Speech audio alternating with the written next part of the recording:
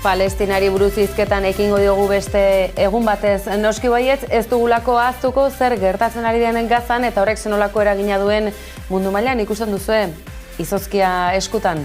Segiko ote du Bidenek giro honetan. Badirudi urduri xamar jartzen hasia dela, akaso giza eskubideen auzitegiak bide juridikoa zabaldu ezkero bat baina gehiago izango da estu eta larri?